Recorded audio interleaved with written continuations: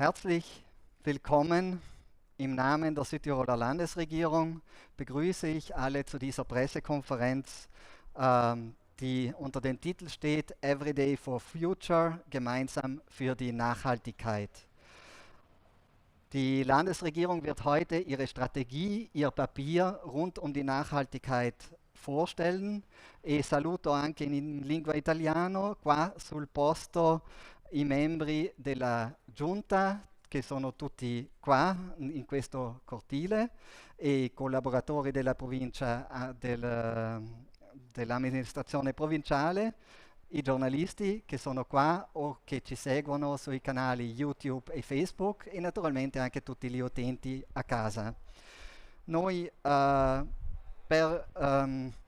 non fare troppo lungo non ripetiamo tutto in entrambe le lingue, ma alterniamo un po' tra italiano e tedesco. Für Nachhaltigkeit gibt es unzählige Definitionen. Viele sind der Meinung, sie hat ausschließlich mit Klimawandel und seinen Folgen zu tun. Viele setzen sie mit Umwelt- und Naturschutz gleich. Die meisten zitieren das Dreieck Umwelt, Wirtschaft, Gesellschaft, das im Einklang stehen muss. Eines ist aber klar, bei Nachhaltigkeit geht es darum, das Liebenswerte lebenswert zu erhalten. A questo scopo abbiamo scelto una location simbolica, forse un po' diversa da quella aspettata, il Palazzo Rothenbuch, sede dell'Ufficio Beni Culturali. Hier wird im wahrsten Sinne des Wortes im Landesdenkmalamt Bewahrenswertes gewahrt und Lebenswertes erhalten. Und deswegen danken wir, dass wir hier sein dürfen, der Hausherrin, Landeskonservatorin Karin Dalla Torre, für die Gastfreundschaft, und ich bitte um ein paar Grußworte. Schwierig. Guten Nachmittag, sehr geehrter Herr Landeshauptmann, Mitglieder der Landesregierung, Kolleginnen und Kollegen der Landesverwaltung und verehrte Medienvertreterinnen. Wir stehen hier unter unseren schönen Edelkastanien. Ich freue mich sehr, dass dieser Ort gewählt wurde, um dieses zukunftsfähige Projekt vorzustellen. Und es ist nicht nur ein schöner Ort. Noi siamo dell'opinione che sia la visibilizzazione della sostenibilità. Noi qua siamo in un giardino storico che crea un microclima all'interno della città. Abbiamo un prato per le api sono lì dietro l'angolo und wir haben dieses wunderschöne Spätrenaissance-Schiff, ein Haus, dessen Grundfesten auf das 14. Jahrhundert zurückgehen und das vieles war. Es war ein Weinhof, später ein adeliger Wohnsitz, es war ein Kloster, es war 1976 eine Ruine, als die Landesverwaltung es erworben hat, und es ist heute ein mit allem ausgestattetes Landhaus.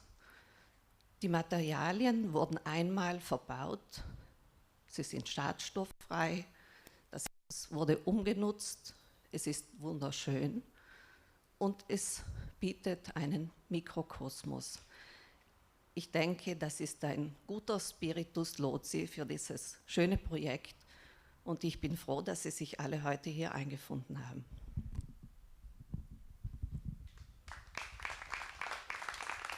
Danke sehr. An diesem Ort, in questo loco, la Giunta presente una strategia per la sostenibilità. Lei, signor Presidente Arno Kompaccio, nella prefazione di questo paper parla di un grande obiettivo. Lei dice: ai nostri figli vogliamo lasciare un pianeta su cui sia possibile vivere bene. Wenn man das hört, tun sich viele Fragen auf. Warum erst jetzt? Werden sehr viele sagen. Andere vielleicht, warum ist das nötig? Wir tun doch schon genug. Und vielleicht andere wieder sagen, ist das überhaupt nötig? Gibt es überhaupt konkrete Pläne? Wer soll das umsetzen und wie? bei politischen Absichtserklärungen schwingt dann auch immer die Frage mit Lippenbekenntnisse. Vor allem bei seinem so umfassenden Vorhaben. Wir sind also gespannt, wie Sie dieses große Ziel erreichen wollen und sind gespannt auf Ihre Antworten.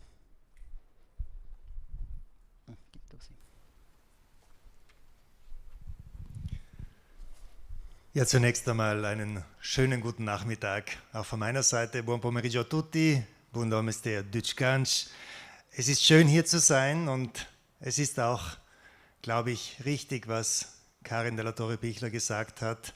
Es ist der richtige Ort, um hier über Nachhaltigkeit zu sprechen. Wenn man Nachhaltigkeit allein mit Langlebigkeit gleichsetzen würde, dann würde das Gebäude hier schon Ausdruck dessen sein. Aber das greift zu kurz. Diese Metapher stimmt so sicher nicht, denn Nachhaltigkeit ist mehr als nur Langlebigkeit. Nachhaltigkeit hat auch mit Werten zu tun, mit Haltung und auch das kommt hier zum Ausdruck. Und vor allem, wir müssen uns bewusst sein, wenn wir das Thema Nachhaltigkeit wirklich ernsthaft angehen wollen, dann müssen wir auch aufbauen auf dem, was bisher war, auf unserer Geschichte, unserer Tradition, unserer Kultur, um das Ganze auch tatsächlich leben zu können. Nachhaltigkeit ist gewiss ein Begriff, der viel gebraucht worden ist, viel missbraucht worden ist. Und es ist natürlich schon schade, dass es immer noch nicht richtig gelungen ist, diesen Begriff der Nachhaltigkeit für die Menschen greifbar zu machen. Was ist Nachhaltigkeit eigentlich? Der Begriff stammt ja aus der Forstwirtschaft und bedeutet im Grunde nichts anderes, als nur so viel Holz zu entnehmen, ich blicke zu Landesrat Schuler, so viel Holz zu entnehmen, wie dann laufend nachwächst. Das ist zunächst einleuchtend, wir können es aber dann wirklich noch einmal übertragen und sagen, es bedeutet, von den Zinsen zu leben und nicht vom Kapital. Wenn es uns jetzt gelänge, das Kapital Erde so gut zu verzinsen, dass wir allein davon leben können, dann haben wir auch eine Chance, eine Lösung für die Klimakrise zu bekommen und gleichzeitig die Frage der Verteilungsgerechtigkeit zu beantworten. Denn Nachhaltigkeit, haben wir schon gehört, ist nicht eine rein ökologische Frage. Per avere alla fine uno sviluppo sostenibile, e ho usato questo termine, sviluppo sostenibile, c'è bisogno di più. Sicuramente sì, valori, anche sicuramente un approccio che parte da principi, ma sì, sicuramente servirà tecnologia, tanta tecnologia. La tecnologia ci offre tantissime soluzioni. Tante delle sfide che si rappresentano oggi le potremmo anche affrontare con l'approccio tecnologico. Ma ciò solo non basterà. Serve tutto, serve la tecnologia, serve una cultura che si basa sui valori profondi che sono anche contenuti negli obiettivi della sostenibilità individuati dalle Nazioni Unite. Poi quando ci domandiamo ma cos'è poi in concreto la sostenibilità, forse bisogna rispondere, per dare una risposta corretta, che la sostenibilità come status, come situazione, come risultato non esiste. La sostenibilità è un processo, è un percorso, è una via, è una situazione dinamica e perciò bisognerebbe sempre parlare di sviluppo sostenibile, di una cosa che si muove, che continua a muoversi e che continua a rappresentare nuove sfide che hanno bisogno di nuove soluzioni. Così è stato anche definito nel 87 quello che si intende per Sostenibilità. Nachhaltige Entwicklung ist eine Entwicklung, die die Bedürfnisse der heutigen Generationen befriedigt, ohne zu riskieren, dass künftige Generationen ihre eigenen Bedürfnisse nicht mehr befriedigen können. Das ist die Definition der Vereinten Nationen im Jahr 1987.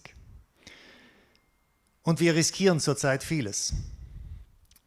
Ich nehme mal an, dass alle, die hier heute versammelt sind, doch eine innere Haltung haben, die sagt, unsere Kinder sollten einen Planeten vorfinden und deren Kinder auf dem es sich immer noch gut leben lässt. Als Menschheit bedeutet das dann aber natürlich, dass wir jetzt Riesenherausforderungen meistern müssen. Wir müssen uns abwenden von fossilen, nicht erneuerbaren Energieträgern. Wir müssen schauen, eine nachhaltige Energieversorgung zu entwickeln. Wir müssen gleichzeitig die Artenvielfalt schützen und bewahren. Wir müssen das Wirtschaftswachstum vom Ressourcenverbrauch abkoppeln. Ein neues Wirtschaftsmodell. Und gleichzeitig, und das wir über das Kreislaufdenken zum Beispiel erreichen können, und gleichzeitig müssen wir es schaffen, dabei niemanden zurückzulassen. Nachhaltigkeit darf nicht eine Frage der Eliten oder jener, die es sich leisten können, werden. Das heißt auch, dass wir als Gesamtbevölkerung diese Herausforderung annehmen müssen, es schaffen müssen, dass alle mitwirken wollen und können und auch alle an den Früchten einer nachhaltigen Entwicklung teilhaben können. Das ist unser Ziel, das ist ein großes Ziel und wir sollten das auch ein bisschen so angehen, wie wir Südtiroler, ein Volk auch von Menschen, die in den Bergen leben, auch ein Bergsteigerbewusstsein habend, diese Erfahrung sollten wir mitnehmen, nämlich, dass das Ganze sicher nur Schritt für Schritt erreicht werden kann. Wir sollten nicht vor der Riesenherausforderung gleich schon vorneweg kapitulieren, wissend, dass es noch ein sehr weiter Weg ist und dass wir nur einen Schritt nach dem anderen machen können. Wir sollten ganz umgekehrt jeden Fortschritt als solchen erkennen und mit entsprechendem Optimismus uns auch auf den Weg machen, wissend, dass die vielen kleinen Schritte uns am Ende auf die Spitze führen. Michail Gorbatschow, sicher jemand, der mit großen Herausforderungen umzugehen hatte, der hat das einmal ganz treffend formuliert. Er hat nämlich gesagt, und das ist auf die jetzigen Herausforderungen hin wirklich 100% passend: Es gibt keine einfachen Lösungen für sehr komplizierte Probleme. Man muss den Faden geduldig entwirren, damit er nicht reißt. Wir werden diese Geduld brauchen, das heißt aber nicht, dass wir uns Zeit lassen können. Ja, wir werden Schritt für Schritt vorgehen und wir werden auch feststellen, dass vieles allein sich schon lösen lässt, indem wir uns auf Vorheriges besinnen, auch manchmal wieder einen Schritt zurück machen. In manchen Bereichen wird das die Lösung sein. Unsere Spitzenköche machen es uns vor. Ja, jetzt die alten Rezepte, die alten auch Formen der Verarbeitung von Speisen wiederentdecken und damit weltweit, international auch Anklang finden, reüssieren. Das ist ein Weg hin zu einer nachhaltigen Entwicklung. Das ist ein möglicher Weg. Es ist aber auch so, dass es allein mit Verzicht sicher nicht geht. Es ist nicht ein Weg allein des Verzichtes. Es ist ein Weg, der viele Lösungsansätze brauchen wird und vor allem, wo wir jeden Tag daran arbeiten müssen. Every Day for Future, das ist hier klar aufgezeigt. Es geht auch darum, Every Day for Future. Jeden Tag gilt es, für diese Nachhaltigkeit zu arbeiten. Jeden Tag, das soll die Südtiroler Haltung sein, für die wir stehen wollen. Jeden Tag für Nachhaltigkeit, jeden Tag für die Zukunft. Und ich habe gesagt, wir müssen das mit Geduld tun, aber wir müssen uns beeilen. Gleichzeitig. Es ist nämlich nicht 11:55, es ist im Prinzip schon 11:15. Wir haben jüngst wieder Ereignisse erlebt, Wetterereignisse, die aber im großen Bild mit dem Wandel zu tun haben. Und es ist uns auch bewusst, selbst wenn wir jetzt eine Vollbremsung hinlegen würden. In der Pandemie haben wir es gesehen, das war ja so eine Fast-Vollbremsung teilweise. Das wirkt sich aus, aber die Bremsspur, die ist sehr lange. Das heißt, wir werden die nächsten Jahrzehnte noch für die Sünden der Vergangenheit zahlen und wir und unsere Kinder werden ohnehin für die Sünden bezahlen. Aber wenn wir jetzt nicht ändern, dann wird es die Katastrophe. Heute ist es der Beginn eines gemeinsamen Weges Es ist ein Startpunkt, kein Endpunkt. Und wir haben in der Landesregierung, in der Landesverwaltung, und hier darf ich wirklich meiner Freude Ausdruck verleihen, dass wir einige Spitzenfunktionäre hier haben, nicht alle, der Rahmen wäre zu groß gewesen, einige Führungskräfte der Landesverwaltung hier versammelt haben, die in diesem Prozess mitgewirkt haben, neben der Landesregierung. Wir haben uns auseinandergesetzt, ausgetauscht, um zu verstehen, wie weit können wir gehen. Wir haben wirklich versucht, Grenzen auszuloten. Was ist möglich? Cioè questa era al centro del dibattito anche cosa riusciamo a fare, perché vogliamo fare una cosa davvero, mi permetto di dire, radicale e seria, perché questo è l'unico approccio possibile e ci siamo resi conto che possiamo fare tanto, anche sapendo che noi non siamo il mondo e siamo solo un piccolo pezzetto del nostro mondo, che possiamo dare in fin dei conti un contributo, perché noi possiamo fare tanto, questo siamo tutti consapevoli e siamo tutti convinti. E qui ringrazio soprattutto i nostri collaboratori, le nostre collaboratrici che hanno dato il loro contributo in questo dibattito che è durato 2 anni ormai, che ci lavoriamo, 2 anni, ovviamente raccogliendo tutto quello che c'è già, che c'era già, e sapendo che non partiamo da zero. Noi siamo anche fortunati. Abbiamo un contesto naturale, paesaggistico, dal punto di vista delle risorse, che già ci fa partire in una posizione privilegiata. E oltre a questo, chi c'era prima di noi non ha sbagliato tutto, direi. Anzi, molte cose sono state fatte in modo davvero eccellente e questo ci pone in una situazione di avere una buona base di partenza, sapendo però che c'è ancora tantissimo da fare. E adesso vogliamo metterci in viaggio. Oggi vogliamo iniziare con questa conferenza dove, ripeto, non presentiamo un risultato ma una proposta che è frutto del lavoro che abbiamo fatto in giunta provinciale assieme ai nostri esperti, a chi guida le strutture, basandoci sui programmi che sono stati elaborati e sviluppati negli anni e nei decenni precedenti, partendo da ciò che c'è, ma sapendo che tantissimo è possibile. E io posso solo dire che per me questo è un momento importantissimo. Chiudo il mio primo intervento con questa nota personale.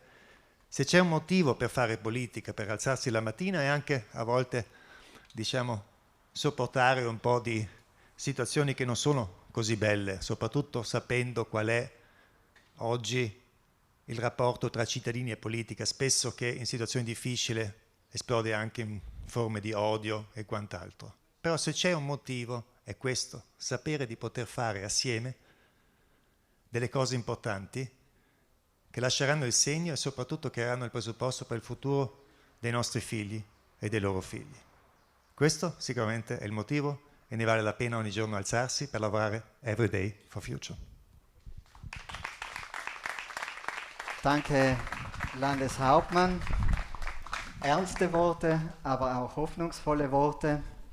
Wer das ernsthaft angehen will, chi vuole apportare un cambiamento sulla società, nella vita quotidiana, nella economia, deve conoscere a sfondo la società stessa.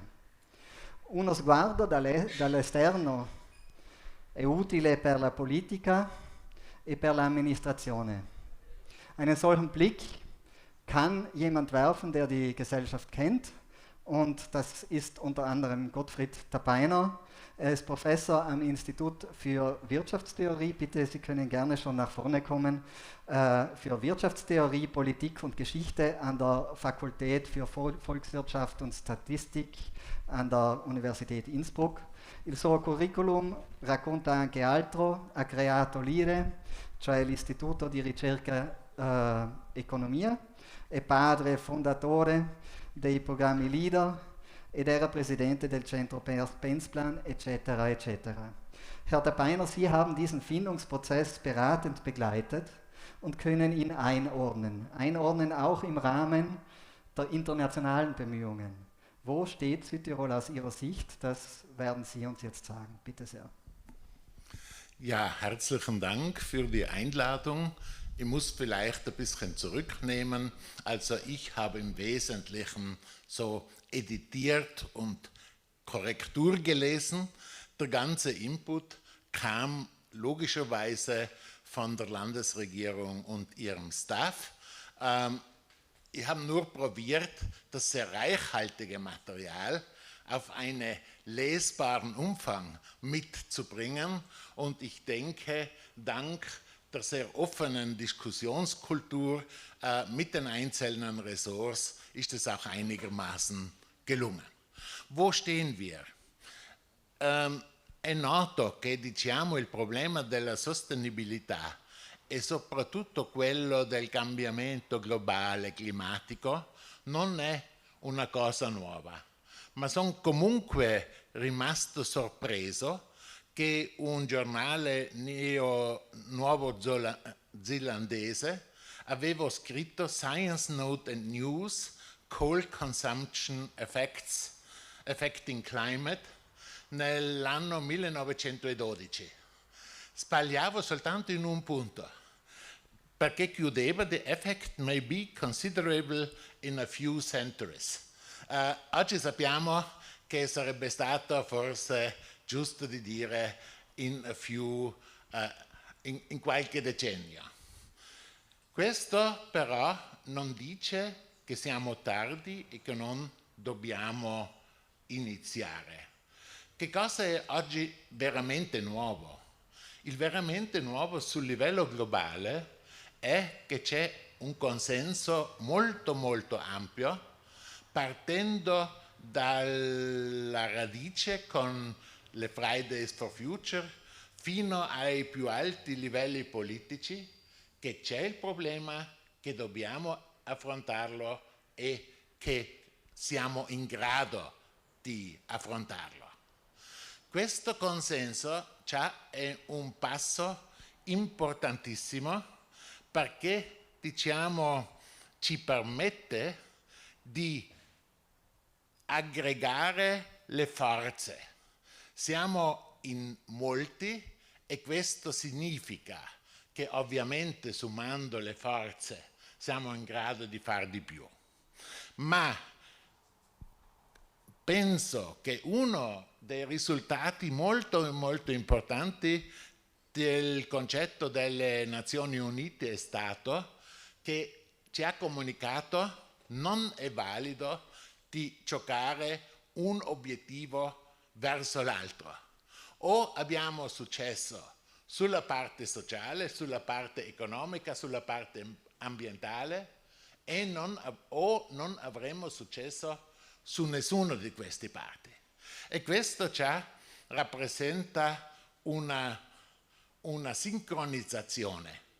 Questa sincronizzazione comporta anche che le distorsioni forse nel campo della competitività, che altrimenti con misure politiche potrebbero crearsi, saranno meno gravi e che siamo in grado di orientarci verso nuovi mercati, perché ogni cambiamento tecnologico comporta sì la necessità di adeguarsi, ma comporta anche grande potenzialità e è stato sempre così che quelli che hanno tentato di conservare un sistema esistente alla fine non sono usciti bene di questo sviluppo. Per questo sottolineo quello che ha detto il presidente Kompaczer: sostenibilità è un processo e quello che vuol conservare soltanto l'esistente sbaglia l'approccio. Questo è molto chiaro. Queste non sono specifiche cose della nostra provincia, ma è il contesto internazionale sul quale noi ci possiamo muovere. Quel cambiamento che stiamo affrontando forse è il cambiamento più importante degli ultimi 100 anni e questo significa che non vedremo subito risultati. Dobbiamo partire subito, ma dobbiamo dare anche il tempo necessario che le cose si possano sviluppare. Uno degli argomenti di quelli che non vogliono cambiare è sempre: ma hai pianificato bene, sai che cosa facciamo in questo caso o quell'altro? È una strategia nota anche nell'ambito di organizzazione. Se voglio far morire un'idea grande, lo faccio spiegare in tutti i dettagli. Dobbiamo iniziare un percorso, anche se non conosciamo ancora tutti i dettagli, perché è un cambiamento che merita questo nome, che ha sempre dei tratti poco sicuri, qualche volta anche pericolosi. Ma se non affrontiamo anche questa parte, non raggiungiamo veramente il nostro obiettivo. Passo al tedesco. Eines der häufigsten Argumente, die gegen die Anpassung der Nachhaltigkeit vorgebracht sind, ist, die Maßnahmen sind, und ich habe es bei mir im Manuskript fett und unter Anführungszeichen zu teuer. Das ist ein beliebtes Argument. Das Argument ist falsch, weil die Kosten haben wir heute schon. Nur die armen Volkswirte lernen im ersten Semester, das sind externe Kosten. Das heißt, wir laden sie auf die Allgemeinheit ab, auf die zukünftigen Generationen ab und leben damit zu Lasten anderer. Wenn ich diese Kosten sichtbar mache, Volkswirte sagen, wenn ich die Kosten internalisiere, dann kriege ich Kostenwahrheit. Und Kostenwahrheit, das allen Vertretern der Marktwirtschaft ins Stammbuch geschrieben, ist eine notwendige Voraussetzung für die Funktion effizienter Märkte. Ohne Kostenwahrheit gibt es keinen effizienten Markt. Klar ist, wer heute kleinlich versucht, an Kostenvorteilen festzuhalten, und das ist jetzt ganz gleich auf welcher Ebene, auf politischer Ebene, auf Unternehmensebene, auch im privaten Bereich, der wird morgen abgehängt sein. Denn eines ist mir auch ganz wichtig zu sagen, diese Nachhaltigkeit wird in meiner Wahrnehmung zu stark mit Verzicht, mit Leid, mit allen Möglichen verknüpft. Wenn wir das zulassen, kommen wir in das berühmte Kaninchen-Schlange-Problem. Wenn das Kaninchen die Schlange sieht und sich fürchtet, dann ist es nicht mehr fähig zur Aktion und bleibt da sitzen, bis es gefressen wird. Das sollten wir nicht. Jede Veränderung bringt riesen Chancen mit sich.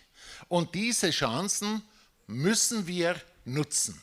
Es sind Chancen für die junge Generation, es sind Chancen für unsere Wirtschaft und es sind Chancen für unsere Gesellschaft. Aber damit wir sie nutzen, müssen wir etwas unternehmen. Und wir sprechen von Unternehmen, wenn wir Firmen meinen. Und ein Großteil davon sind auch wirklich Unternehmen, weil sie etwas unternehmen. Aber ein Teil müssten eigentlich eher Unterhalter heißen, weil sie an etwas festhalten wollten. Es gibt zwei Typen von Unternehmen. Es gibt Unternehmen, die haben mit etwas gestartet und haben dieses immer ein bisschen besser gemacht, immer ein bisschen besser, aber immer das Gleiche, was gereicht hat, um ihren Wettbewerbsvorteil zu halten. Und die können durchaus erfolgreich sein. Und dann gibt es andere Unternehmen, die haben immer 6, 7 Sachen am Kochen, wissen, dass 3 davon schief gehen, aber 3 haben sie am Schluss in der Erfolgszone. Und genau den Punkt brauchen wir. Der Nachhaltigkeitspakt, so wie er jetzt geschrieben ist, gibt eine Orientierung, die es erlaubt, dass alle wissen, wohin wird es gehen. Und die Tatsache, dass das auch in Europa in gleicher Weise diskutiert wird, bedeutet, wir wissen, wo die internationalen Märkte liegen werden. Und es gibt bereits gute Beispiele, wo Maßnahmen gesetzt werden, die zweifellos umweltmäßig wertvoll sind. Wir haben eine Südtiroler Spedition, die jetzt auf Flüssiggas geht. Und das Interview hat mich sehr beeindruckt. Nicht, weil man auf Flüssiggas geht, sondern weil der Eigner gesagt hat, wir machen das, weil unsere Konsumenten das von uns verlangen. Die fragen uns, wie groß ist der Fußabdruck des Transports. Und das ist ein sehr mächtiges Instrument, um sich auf die Zukunft vorzubereiten. 2 Punkte noch. Es wäre zu optimistisch, wenn man glaubt, mit einem solchen Plan wären die Probleme aus dem Weg geräumt. Es wird viele Probleme geben. Auch innerhalb der Landesverwaltung wird zwischen den Ressorts nicht alles eitel Sonnenschein sein, aber ich bin sicher, dass die gemeinsame Verpflichtung helfen wird, dass man das gemeinsame Ziel nicht aus den Augen verliert. Zweitens, Anpassungen verursachen immer auch Schmerzen. Wenn man das wissen will, eigentlich sollte man einen Krankengymnasten einladen oder so, der weiß, dass es zuerst einmal schmerzen muss, wenn man die volle Beweglichkeit wieder herkriegen will. Genauso wird es auch da sein. Und das ist durchaus auch ein Appell an die Bevölkerung, dass sie in Phasen, wo es nicht so gut geht, das nicht vergisst, dass es für große Erfolge auch kleine Misserfolge braucht und dass man diese Misserfolge tolerieren muss. Wenn man auf kleinen Misserfolgen herumreitet, wird es nicht gut. Und als letztes noch eine Einschätzung für Interessensvertretungen. Es gibt ja ein Grundgesetz, das sagt, jede Interessensvertretung der Welt ist konservativer als ihre Mitglieder, weil die Repräsentanten immer glauben, sie müssen die Position der am langsamsten sich anpassenden Mitglieder vertreten. Wenn die einen Augenblick auch denken, dass ihre Mitglieder nicht nur Mitglieder, das ist jetzt gleich in einer Kammer, in einer Gewerkschaft, bei irgendeiner anderen Interessensvertretung sind, gleichzeitig auch Mütter sind, auch Väter sind, auch Mitglieder in Vereinen sind, dann könnte es dazu beitragen, dass man die eigenen Ziele auch ein bisschen über den Tellerrand hinaus vertritt.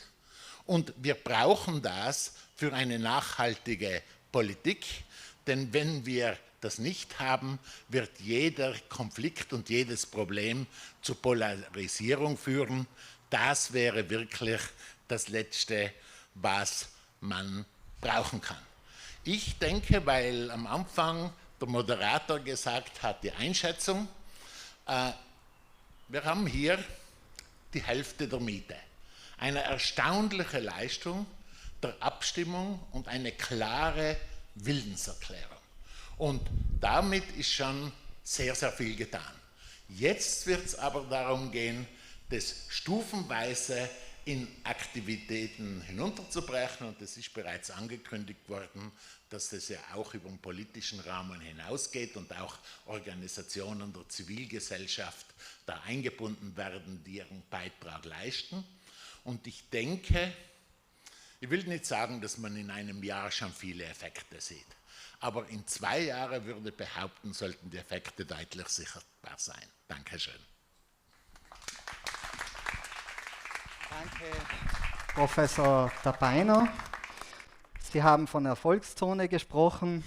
Wie kommt man dahin, indem man nicht Angst hat wie das Kaninchen vor der Schlange, sondern nach vorne schaut?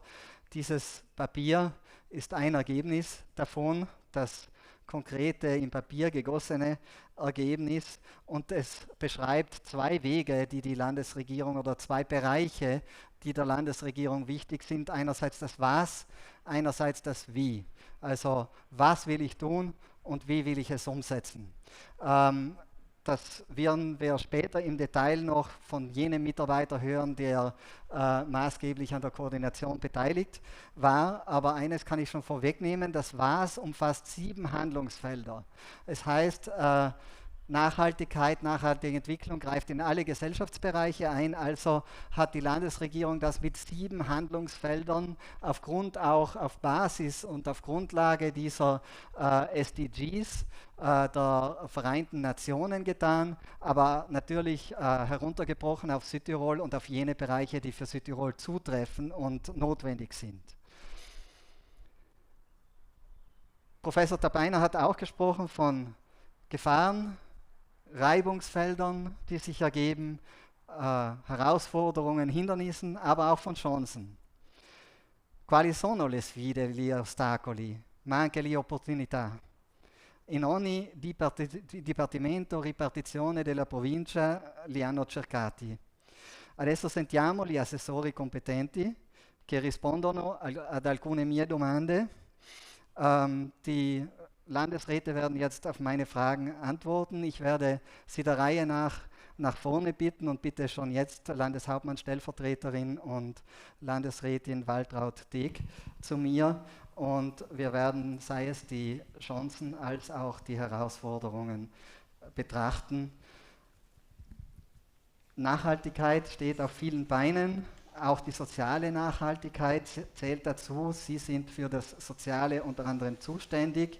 Doch was bedeutet das für Sie? Mit welchen Maßnahmen kann die soziale Nachhaltigkeit in Südtirol besser abgesichert werden? Vorab einmal ein herzliches Grüß Gott von meiner Seite. Dankeschön, dass ich hier sein darf. Ich werde mich ganz kurz halten, denn es wurde schon viel gesagt und ich denke, wir werden nur einige wenige Punkte aufzeigen können. Quindi faccio brevemente, ma è un punto importantissimo. Wenn Sie sich die SDGs hinter mir anschauen, dann sind es von 9 Bereiche, die im Grunde die soziale Nachhaltigkeit umschreiben. Und deshalb sieht man, welche Wichtigkeit gerade auch die soziale Nachhaltigkeit hat. Und für mich auf den Punkt gebracht heißt das, dass eine Politik vorausschauend denkt, für die Menschen, für die Natur, für das, was uns wichtig ist und vor allem auch, dass sie fürsorglich handelt. Und im Grunde geht es darum, dass wir dringend notwendige Entwicklungen, die wir gehört haben, dass sie eingeleitet werden müssen, dass wir sie für alle möglich machen und auch alle auf diesem Weg mitnehmen. Und ich darf deshalb vielleicht ganz kurz einige Punkte nennen. Sie sehen hinter mir das erste, und das ist das Wichtigste, keine Armut. Und da darf ich sagen, das, was für mich wichtig ist, ist vor allem beginnend bei den Kindern. Denn die schlimmste Armut, die wir haben, ist die Kinderarmut. Und es geht darum, Rahmenbedingungen zu schaffen, dass Kinder unabhängig vom Einkommen und Vermögen der Eltern einfach gut ins Leben starten, ein gutes Aufwachsen haben, verantwortungsvolle und auch gute agierende Menschen werden können. Und deshalb ist das ein ganz, ganz wichtiges Thema. Das verträgt sich dann gut mit der Chancengleichheit beziehungsweise mit der Beseitigung von Ungleichheiten. Also es geht auch um sozialen Ausgleich und es geht auch darum, ein starkes soziales Netz zu schaffen. Das beginnt dann wirklich bei der Förderung der frühkindlichen Entwicklung über die Bildung, wo dann andere zuständig sind im Bereich nachhaltige Arbeitsplätze, aber auch ein soziales Netz, das auffängt, wenn es eben nicht so gut geht im Leben. Und im Grunde ist das Ziel eine inklusive Gesellschaft, die alle mitnimmt. Und das, glaube ich, vereint uns in unserem Arbeiten. Das ist uns allen wichtig. Danke sehr für diesen Bereich.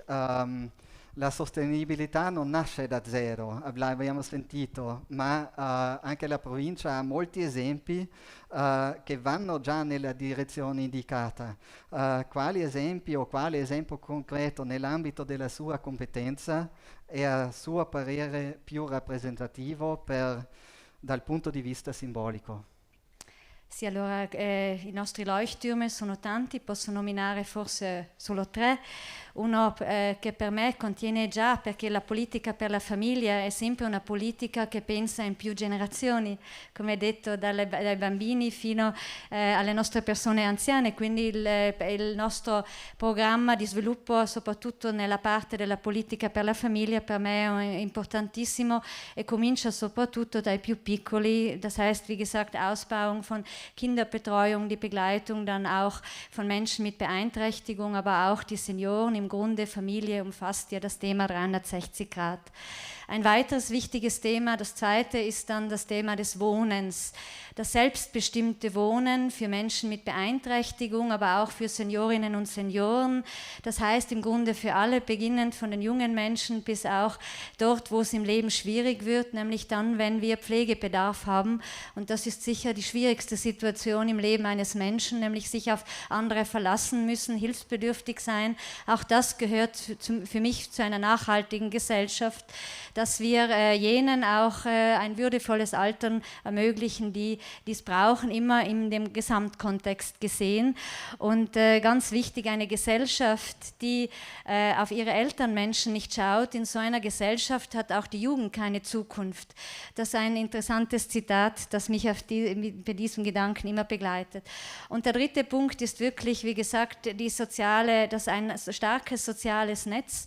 Wir haben das in der Corona-Krise gesehen, wie wichtig es ist, dass gerade in schwierigen Zeiten, nämlich dann, wenn wir an der Kante stehen, um es jetzt bildlich zu sagen, dass wir dort jemand haben, der uns bei der Hand nimmt und uns Zuversicht, Vertrauen und einfach positives Denken und auch einen Grund gibt, Landeshauptmann hat es gesagt, täglich aufzustehen und auch wieder anzupacken, sich umzudrehen und mit viel Zuversicht wieder nach vorne zu schauen. Das brauchen wir. Das soziale Netz hat viel aufgefangen, viel gehalten, das müssen wir stärken, immer im Hinblick auf Generationengerechtigkeit und auch auf die Ziele, die wir gemeinsam haben. Dankeschön.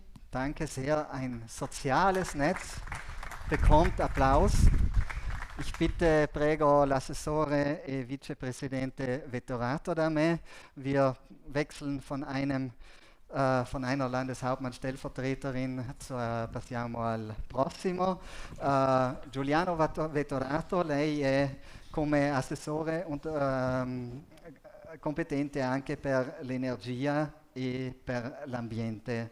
Sie haben öfter betont, dass Ihnen genau aus diesem Grund die nachhaltige Entwicklung sehr am Herzen liegt. Riguardo a queste competenze, dove vede i due ostacoli e le due opportunità più grandi? Grazie. Buon pomeriggio a tutti, guten Nachmittag. Diciamo che le deleghe che il sottoscritto ha sono deleghe molto importanti e sono fondamentalmente riportate per la maggior parte nei 17 punti dell'ONU, quindi potrei stare qua veramente ora a parlarne, come potrei stare ora a parlare sul lavoro che è stato fatto in questi 2 anni sulla sostenibilità da parte di tutti i componenti della Giunta.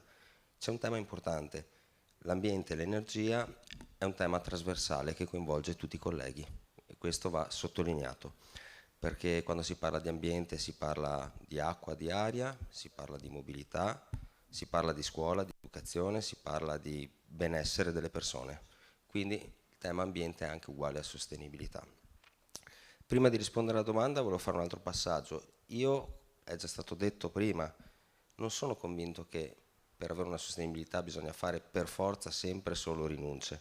Bisogna cercare di investire anche con la tecnologia, con delle analisi, con dei progetti per diventare sostenibili, riducendo il più possibile le rinunce che tutti noi dovremmo fare. Ostacoli, fondamentalmente c'è un ostacolo principale che è rappresentato dal tempo, che passa tra la conoscenza, tra i risultati e quello che è il tempo, quindi è l'attuazione delle operazioni e dei progetti che servono a fare la sostenibilità. Come opportunità ce ne sono tante, come ho detto le mie deleghe sono molto vaste, potrei parlare di opportunità fatte alla lotta verso l'abbattimento delle polveri sottili, l'NO2, e quindi qui potremmo entrare in un'opportunità che è quella dell'utilizzo dell'idrogeno, che poi è una strada che stiamo percorrendo assieme a Daniel Alfreider e a tutti i componenti della Giunta. Questa è un'opportunità, ma ci sono veramente tantissime opportunità. Potrei citare anche gli enti strumentali della provincia, che sono delle opportunità. Unibizetta, Eurac, Casa Clima. Queste sono tutte singole opportunità che valorizzano il nostro territorio e che noi dobbiamo valorizzare. Io come opportunità, come grossissime opportunità, io penso che visto i punti che ci danno l'ONU, abbiamo quella della tutela dell'acqua e quindi è un'opportunità. Negli anni il Presidente prima diceva che i nostri predecessori hanno fatto bene, è vero.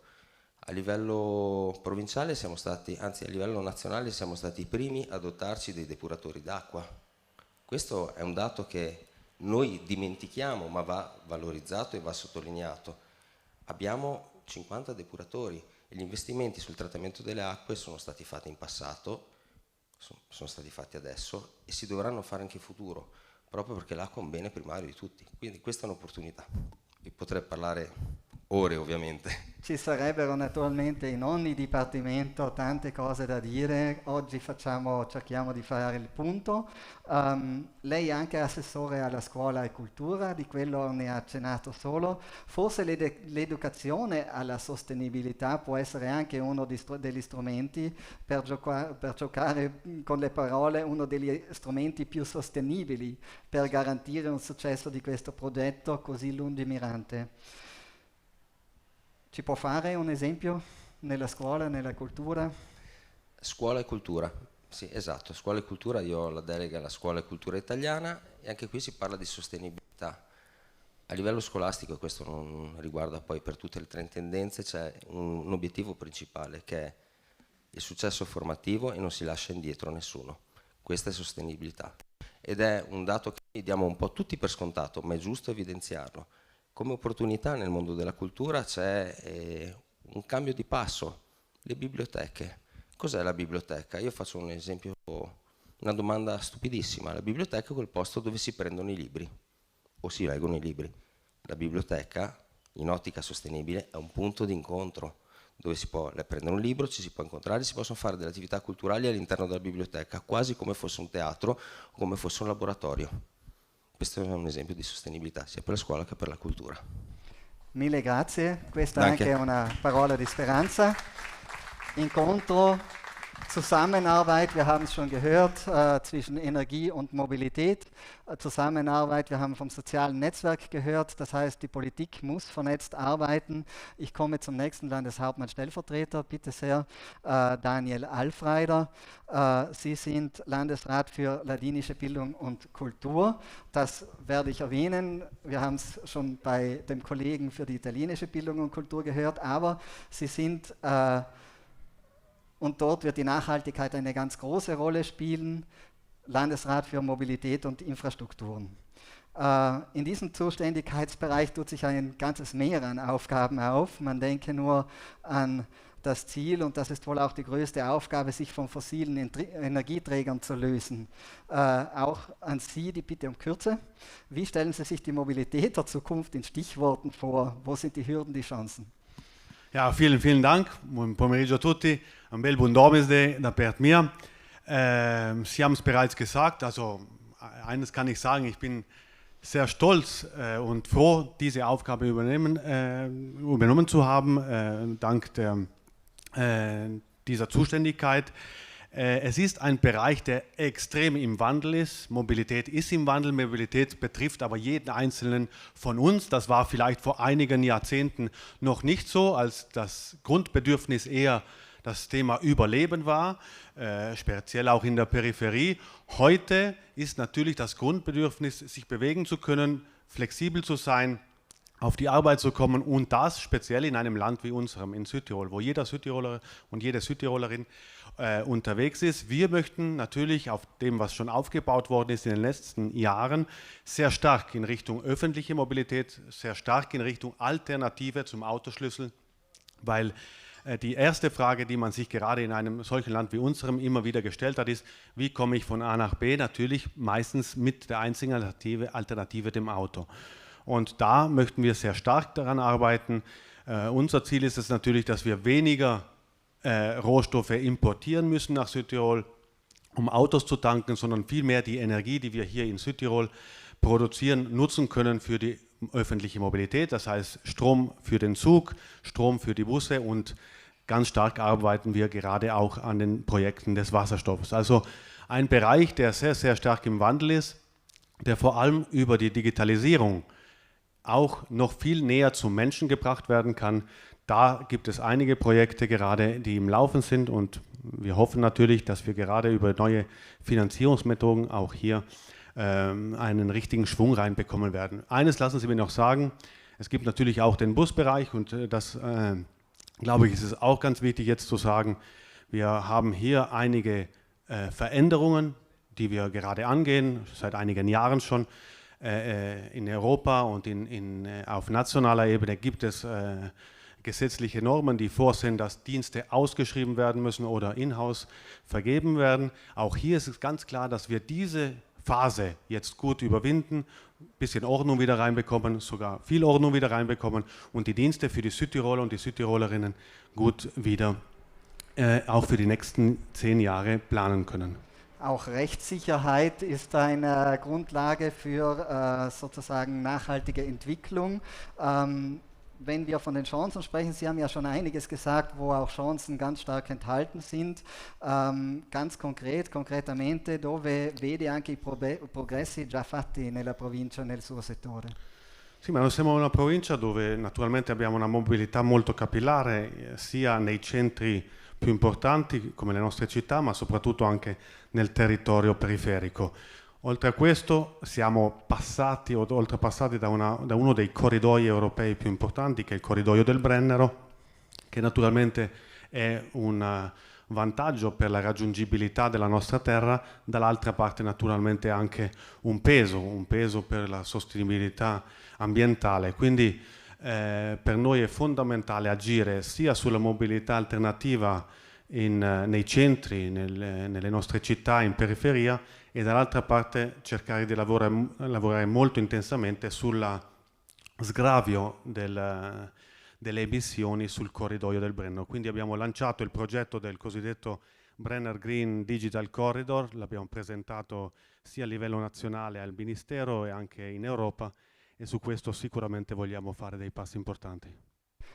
Grazie, vediamo che alcuni passi sono già stati fatti e non partiamo da zero.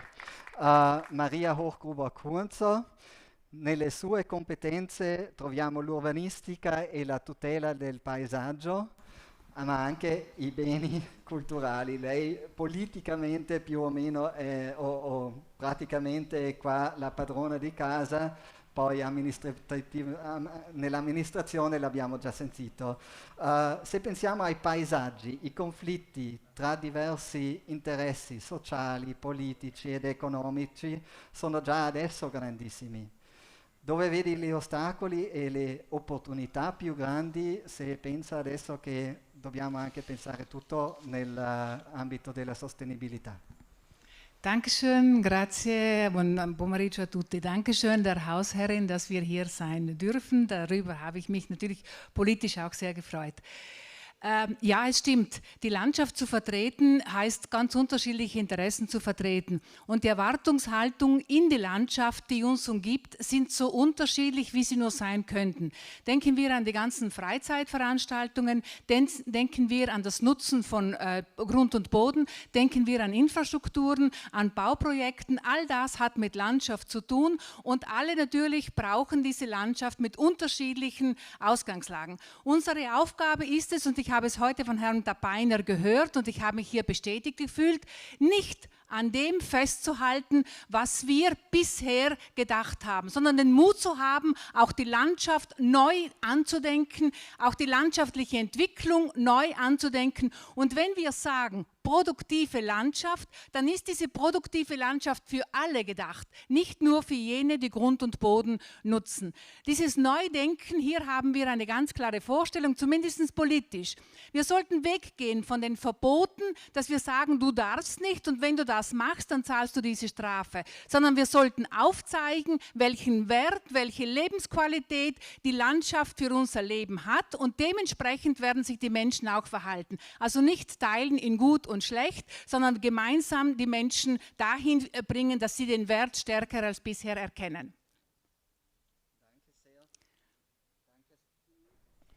Danke sehr. Okay, Mikro funktioniert wieder. Sie haben schon die Gemeindeentwicklungsprogramme angesprochen. Gestern haben Sie vorgestellt, die Entwicklungsprogramme für Raum und Landschaft in den Gemeinden. Gemeinden werden nach den Leitlinien des Landes, aber in großer Autonomie, über die Zukunft ihrer Gebiete, über die besiedelten und die freien Flächen entscheiden müssen. Welche Rolle auch als Vorgabe spielt hier die Nachhaltigkeit? Eine ganz zentrale Rolle und das ist auch etwas Neues, was auf die Gemeinden hinzukommt. Es geht um mehr beim Gemeindeentwicklungsprogramm als um einen Bauleitplan. Es geht um mehr, wie viel Kubatur kann ich wo, wann und wie oft verbauen. Es geht darum, dass jede Gemeinde sich überlegt, und welche Grundstücke umgibt meine Gemeinde und wie viel Grünfläche haben wir in meiner Gemeinde. Im Gemeindeentwicklungsprogramm ist auch vorgesehen, dass jede Gemeinde für sich ein Verzeichnis erstellen muss, die Bonität der Grundstücke. Das heißt ganz konkret, welche Art der Grundstücke umgeben unsere Gemeinde, was wollen wir erhalten. Wir haben gestern dieses Gemeindeentwicklungsprogramm vorgestellt und ich bin zuversichtlich, dass in den nächsten Jahren 116 Gemeinden sich aufmachen und auch über Nachhaltigkeit diskutieren werden. Und ich denke, das ist heute ein ganz, ganz wichtiger Anlass, auch dass das Land Südtirol sagt, wir starten jetzt und alle werden sich auf den Weg machen. Danke sehr. Ich wechsle gleich zu Landesrat Philipp Achammer, ein sehr großes Ressort, ein umfangreiches, sagen wir so, deutsche Bildung und Schule. Jetzt haben wir schon zweimal gehört, also dieser Bereich ist sehr stark vernetzt auch, aber auch die gesamte Wirtschaft, Integration. Ich wollte fast nicht über Corona-Zeit sprechen, aber blicken wir auf diese Corona-Zeit zurück. Beide Bereiche, der gesamte Bildungsbereich, aber auch der Wirtschaftssektor waren stark betroffen, wenn auch ganz unterschiedlich in ihren Teilbereichen. Es hat sich gezeigt, dass die Anfälligkeit für Krisen je nach Fall unterschiedlich ausfällt. Gilt das jetzt auch für diesen Transformationsprozess der Nachhaltigkeit? Wo sind Ihre Sektoren ganz besonders gefordert? Also ich denke persönlich, wenn wir die Erkenntnisse dieser Corona-Zeit, weil da sind wir wirklich mit der Lupe auf die Schwierigkeiten hingegangen, die uns auch außerhalb von Corona sehr beschäftigen, wenn wir das jetzt gut aufarbeiten, dann haben wir auch beste Voraussetzungen für diesen Prozess, der vom Landeshauptmann angesprochen worden ist. Zum Thema Bildung. Ich denke, wir haben optimale Voraussetzungen und eigentlich ist das oft schon aufgezeigt worden in der Vergangenheit, dass wir, und das ist der wahre Erfolgsindikator von guter Bildung, nicht Spitzenleistungen, sondern möglichst viele Kinder und Jugendlichen, unabhängig vom sozioökonomischen Hintergrund, zu einer Qualifikation, zu einem Erfolg führen.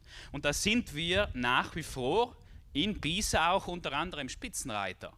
Aber das ist Tag für Tag eine enorme Anstrengung und wir haben in der Corona-Zeit sehen, dass gerade technische, familiäre, soziale, sprachliche, kulturelle Hindernisse doppelt und dreifach so schwer gewogen haben, um wirklich trotzdem erfolgreiche Bildung durchführen zu können. Wir müssen also hier Tag für Tag versuchen, das ist unsere Kraftanstrengung Nummer 1, mit einer guten Voraussetzung im Bildungssystem, dies weiter beizubehalten und möglichst viele zum Erfolg zu führen. Und zum Thema Wirtschaft nur ganz kurz. Ich denke, das Bewusstsein auch für lokale Kreisläufe ist enorm gestiegen in dieser Zeit. Es hat sich zwar auch das Konsumverhalten hin zum schnellen Bestellen aus China unter Anführungszeichen auch verändert, aber gleichzeitig war jeder dankbar um das Geschäft vor Ort. Hier geht es nicht darum, dass wir sozusagen alles Fremde verteufeln, weil das passiert sehr, sehr häufig, zu sagen, du darfst nicht, das wird sich der Konsument nicht sagen lassen, sondern im Gegenteil, wir müssen Geschichten erzählen, Emotionen wecken, Bewusstsein schaffen, auch erzählen, was dahinter steckt sozusagen. Ich denke, dass auch das Bewusstsein, wirklich zu sagen, auch wenn es etwas mehr für mich bringt, auch an Spesen, ich bereit bin, wenn ich weiß, was dahinter steckt, einen Beitrag zu leisten. Nachhaltige Entwicklung und ein klares Ziel, ein Strategiepapier dazu, auch als Angebot an die Gesellschaft, können wir auch so sagen, hier in Südtirol nachhaltig weiterzukommen. Parlando anche sempre nei settori di sua competenza di cosa è già stato fatto, dove vede gli esempi di misure già prese, quindi le speranze per il futuro di best practice, di esempi. Ma io sono convinto che soprattutto nell'ambito anche del lavoro dobbiamo lavorare. Abbiamo migliorato la situazione, diciamo, in diversi settori, ma sappiamo che a causa della situazione demografica tutte le regioni d'Europa avranno una forte necessità di manodopera. E per questo sarà importantissimo diventare, questo è il nostro obiettivo, e vedo in alcuni ambiti un best practice, ma ancora tantissimo da fare, di diventare il place to work. Perché diciamo, il lavoratore di oggi non chiede più solo quanto prendo come stipendio, ma quali circostanze mi date con questo lavoro soprattutto. E per questo dobbiamo fare di tutto per migliorare nel settore pubblico, ma anche nel settore privato, per diventare in futuro il place to work ed essere soprattutto attraenti anche per giovani persone anche al di fuori della provincia. Grazie, Assessore Achammer, danke. Wir haben vorhin schon bei Landesrätin Kunzer von Gebäuden die Reden gehört und gerade bei Gebäuden besteht ein großer Zusammenhang mit Nachhaltigkeit. Prego, Assessore Bessone. Man denke an den Energieverbrauch, aber auch die Lebensqualität in den Gebäuden zum Beispiel. Ich habe hier jetzt Landesrat Bessone, hauptsächlich zuständig für Hochbau und technischen Dienst, auch für Vermögen und Grundbuch und Kataster. Se parliamo dei suoi settori pare logico che la sostenibilità toccherà soprattutto i settori tecnici, vero? Dove ne vede le sfide e le opportunità, prego. Danke. Hallo, guten Nachmittag, buonasera, buon pomeriggio a tutti. Ich habe eine Partikularität, ich bin nicht in Südtirol geboren und si sente, vero? Sì. Ich apprezzo molto di più di voi tante volte quello che è il sistema Südtirol Alto Adige, perché venendo da fuori si è meno abituati a questa qualità, a questa attenzione dell'ambiente che noi abbiamo ed è giusto in questo senso darci da fare ognuno nel proprio assessorato ancora di più per avere cura dell'ambiente, perché lo sviluppo sostenibile è una sfida è un'opportunità molto importante. Noi nel settore edile non sempre riusciamo ad andare di pari passo perché è molto difficile costruire quando si deve dare sicurezza e statica. Però cerchiamo il più possibile di adoperare materiali ecosostenibili, dal calcestruzzo all'acciaio, al legno, al vetro, e il nostro ufficio Geologia e Prove Tecniche è sempre allo studio di nuovi materiali, di nuove tecnologie costruttive a basso impatto ambientale. Laufende Forschung ist sehr wichtig. Die Geologie arbeitet in diesem Bereich für jedes Ressort. Praticamente lavoriamo a 360 gradi per tutti gli altri assessorati per poter avere sempre più sostenibilità. Ci sono delle norme, ma noi cerchiamo di andare oltre, di fare sempre di più. Lei ha già parlato di un esempio, usare materiali naturali, eccetera. Dove vede l'esempio più simbolico o gli esempi più simbolici? Ne abbiamo tanti, nel nostro assessorato abbiamo sviluppato dei progetti concreti per la sostenibilità ambientale. Wir arbeiten mit Fakten, nicht nur mit Worten und setzen mit unserem Ressort verschiedene nachhaltige Projekte um. Per quello che riguarda l'edilizia pubblica ho già parlato, cerchiamo di utilizzare sempre più materiali a basso impatto ambientale. Per quello che riguarda il patrimonio abbiamo anche la fortuna di essere qui perché abbiamo individuato i 27 edifici con il più grande dispendio energetico e uno di questi è proprio l'edificio qui a mio fianco. E noi abbiamo fatto un progetto pilota di risanamento energetico che ci permette di risparmiare 44.000 tonnellate in tutto il periodo di CO2. e noi vogliamo poi renderlo ancora più grande questo progetto, nel caso che dovesse andare bene, fare anche scuola agli altri, soprattutto ai privati. Per quello che riguarda l'ufficio geologia, sono sempre allo studio, abbiamo il dottor Folk Marmali assieme al dottor Oliver, che ringrazio perché sono sempre pronti a studiare, a sviluppare qualche concetto nuovo con attenzione all'ambiente. Abbiamo dei paramassi che non hanno solo la funzione di proteggere, ma sono anche fatti con materiali riciclati e anche a basso impatto ambientale. Massima sicurezza, alta qualità di riciclaggio e minimo impatto ambientale. Abbiamo anche studiato delle soluzioni innovative per il patrimonio. Noi, come voi sapete, abbiamo dei rifugi e serviamo i rifugi spesso con gli elicotteri per il materiale. Abbiamo, con una startup locale, cercato di usare anche i droni. Sono dei droni che sono pilotati a vista, a batterie, perciò non c'è emissione di CO2 a differenza degli elicotteri, e poi minore inquinamento acustico e anche un risparmio di costi. Perché no? Se si può risparmiare anche con i costi, andando di pari passi con l'attenzione all'ambiente. E cerchiamo sempre soluzioni alternative. Und wir werden weiterhin an neue innovative Lösungen für den Umweltschutz arbeiten. Danke. Danke, grazie. Nachhaltigkeit und Landwirtschaft und Forstwirtschaft gehen praktisch Hand in Hand. Landesrat Arnold Schuler, Sie sind zuständig für 3 Felder und alle sind irgendwie mit der Nachhaltigkeit verknüpft. Die Landwirtschaft wird oft als Verursacher des Klimawandels gesehen, aber auch als jener Sektor, der die Folgen zu tragen hat, am direktesten. Die Forstwirtschaft ist hier mitgedacht, langfristig auch. Der Tourismus bewegt viele Menschen, ist aber auch ihr Lebensunterhalt für viele. Und der Bevölkerungsschutz wird sich auf viele neue Aufgaben einstellen müssen. Man denke nur an die Vorbeugung von Unwetterschäden und den Einsatz vor Ort, wenn sie dann geschehen sind. Bekommen Sie überhaupt eine Zusammenfassung der Aufgaben und Chancen in 3 Sätzen hin? Grüß Gott auch von meiner Seite, buon pomeriggio a tutti. Eine schwierige, also einfache Fragen, aber schwierig in 3 Sätzen zu antworten. Also wir haben, das ist immer wieder festgestellt worden, Nachhaltigkeit besteht aus 3 Säulen. Und das ist nicht ganz einfach, das auch entsprechend darzustellen und zu vermitteln. Also das Ökonomische, das Ökologische, aber auch das Soziale. Wenn wir uns die Landwirtschaft anschauen, dann stehen wir vor einer gewaltigen Herausforderung, denn da sind sich alle einig, dass der Lebensmittelverbrauch weltweit in den nächsten Jahren, Jahrzehnten noch deutlich steigen wird. Und wir haben eine zunehmende Zahl an Bevölkerung und ein Konsumverhalten, das sich glücklicherweise auch andere Länder mittlerweile ähnlich wie der Westen leisten können. Also hier diese Lebensmittel zu produzieren und bereitzustellen. Auf der anderen Seite, gerade im Land wie Südtirol, wo diese kleinen Familienbetriebe einfach von einer großen eine soziale Komponente, eine wichtige sind, zum Erhalt auch des ländlichen Raumes, des sozialen Gefüges draußen, aber auch die Ökologisierung der Landwirtschaft, im ureigenen Interesse auch der Landwirtschaft, aber vor allem auch als große Erwartungshaltung jetzt in der Bevölkerung. Wir haben den Tourismus, auch gerade in dieser Pandemiezeit haben wir gesehen, wie wichtig dieser Sektor für Südtirol ist. Wir sind ein begehrtes Tourismusland und wir hoffen, das auch zu bleiben. Wir haben viele Bereiche, die direkt und indirekt mit diesem Sektor zu tun haben. Und auf der anderen Seite werden auch Ressourcen verbraucht. Auch so ehrlich müssen wir sein. Und hier werden wir in diesem Tourismusentwicklungskonzept, das wir dabei sind zu entwickeln, auch das Thema Nachhaltigkeit natürlich wird ein zentrales Thema sein.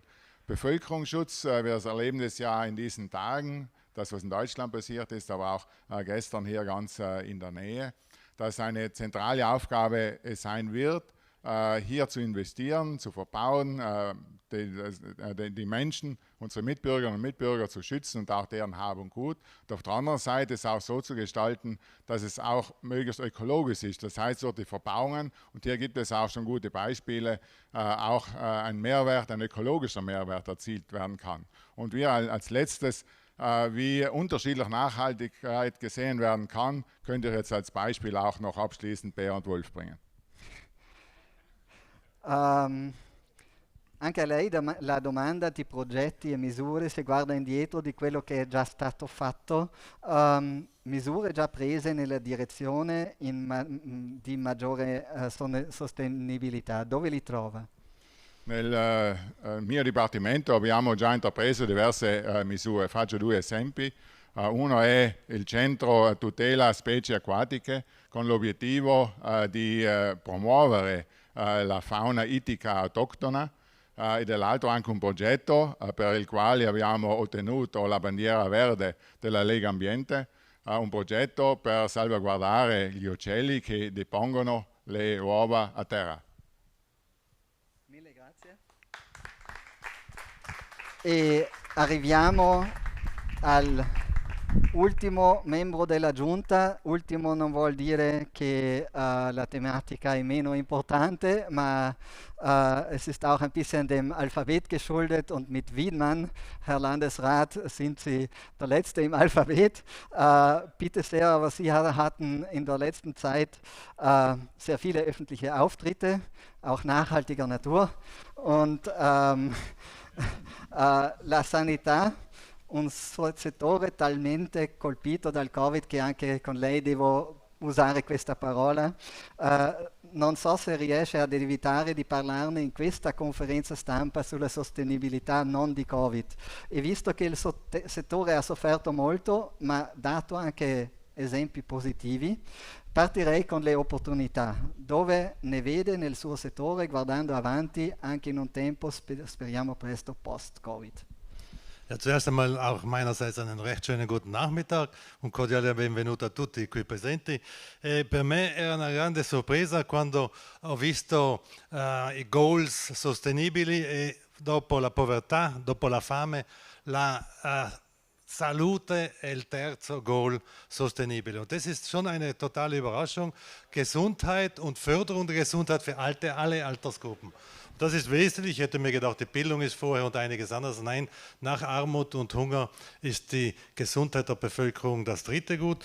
Und deshalb ein sehr wichtiges und nachhaltiges. Und deshalb haben wir auch in der Regierung sehr oft darüber gesprochen, wir wollen auch die Gesundheitspolitik nachhaltig gestalten, insgesamt die Gesundheit. Das heißt, ähnlich wie schon im Sozialen gesagt worden ist, wir wollen das Territorium aufwerten, wir wollen die niederschwelligen Angebote stärker ausbauen, das heißt mehr die Leistungen zur Bevölkerung bringen und ins Territorium bringen. Und das war ja die Stärke über Jahrzehnte. Landeshauptmann Kumpatsch hat heute auch und alle Kolleginnen und Kollegen gesagt, die Nachhaltigkeit ist auch Territorium erhalten. Und da ist Südtirol einzigartig. Wir können auf viel aufbauen und diesen Weg wollen wir weitergehen. Das heißt, Vorsorge statt Nachsorge, früher erkennen und ganz wesentlich ist hier die Prävention. Alles, was man verhindern kann über Prävention, braucht man dann nicht mehr nachbehandeln.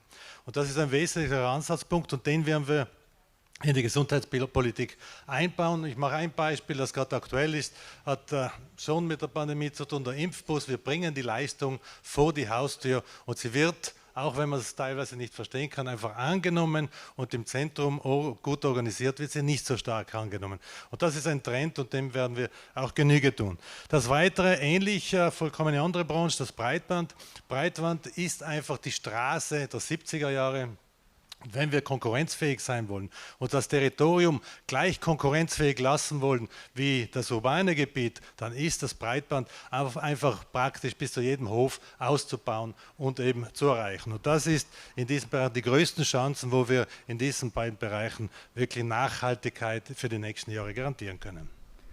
Die Chancen haben wir jetzt gehört. Und wo liegen die Herausforderungen in Ihrem Bereich? Quello che è molto importante e difficile, soprattutto le regole statali nella sanità. Faccio due esempi. Appena adesso un medico di base è andato in pensione, epoca fa aveva la possibilità di fare servizio a più o meno 2.500 pazienti, cittadini e cittadine, adesso ormai non più, sono solo 1.500 e non c'è via di scampare da questi 1.500 o se no solo in qualche numero, magari fino a 1.700 ma non di più.